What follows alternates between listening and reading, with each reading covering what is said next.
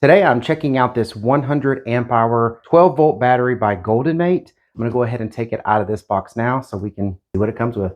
All right, and this is the battery out of the box. It was packaged really well. This is a full-size battery. So as you can see, this is basically the size of like a marine deep cycle battery. We are going to be using this battery to replace the AGM battery that's in our RV. Some of the specs in the manual, I mean, it is a battery, so there's not like, tons of information to display about it, but there are specs about this one. Some of the notable specs is it has a maximum discharge of 100 amps, and then it has a standard charge rate of 20 amps. That's kind of like the suggested charge rate. It has a maximum charge rate of 50 amps. It does have a BMS in here that manages all of the cells, and it also has temperature probes on that BMS, so it will turn off when you are outside of the temperature parameters being discharged or charging or anything like that. So it's good to have that built into the BMS because then, it keeps you safe with your battery, and within those parameters, it'll turn off if it's not. Also in the manual, it goes through how it's recommended to run these in parallel and series, which is, pretty standard for these type of batteries.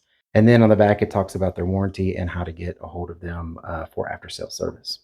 Our battery now has a 1,000-watt inverter that runs off the battery that runs like the fridge and some other stuff that's inside of the RV. And this is going to be hooking up to that to keep that powered. So this is the battery that's currently in our RV. It is an AGM, as you can see here. And sure, it's a solar battery. I mean, this was meant to handle the power generated from the solar panels on the roof of our RV. Now, the only problem is, again, it's AGM, so it only handles about 50 amp hours of power, and we use that up pretty quick, especially since we have a residential refrigerator installed in the RV. We have the solar panels pushing power in on these smaller lines right here, and then these are the main RV lines that run everything 12 volt in the RV. So when you start turning on lights and fans and all of that stuff, 50 amp hours runs out pretty quick. This battery is almost 70 pounds, and the battery that I'm going to be putting in is less than 30. So it's less than half the weight of this battery, and it's providing double the amount of power. So I'm going to go ahead and remove this battery by taking out the bolts and everything holding the wires in, and I'm going to go put in the lithium phosphate battery. Let's do that now. So I've got the AGM battery out. I'm putting the lithium battery in there now, and one thing I wanted to note is look at how large these lugs are. So this has some really nice meaty lugs. Some of the lithium batteries will have just, basically a small surface area here when you're bolting things down, but these have some really nice size lugs that let that energy just flow with no problem. Again, it is 100 amps of power coming out of there, so these are quite large for 100 amps.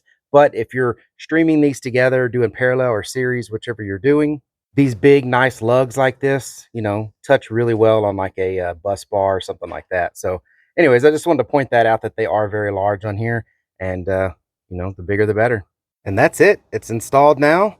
And one note too is if you have solar connected to this and you have a solar controller, don't forget to change it to lithium if you had AGM or lead acid batteries. So here's the charge controller on our RV. And as you can see in the bottom part of that LCD, I switched it over to the lithium phosphate. And that's basically letting the charge controller know that it needs to make sure it's monitoring that battery based upon the lithium parameters and not AGM or lead acid parameters. Refrigerator inside of the RV is running fine. We go here. I don't know if you can see that there, showing 13 volts. Our leveling system, it's able to power that. So far, so good. I think everything that we need to be powered off of this is powering well. Everything checks out, so only time will tell on longevity, but everything seems to be good. So I hope this video was helpful. Thank you very much for watching. Y'all take care.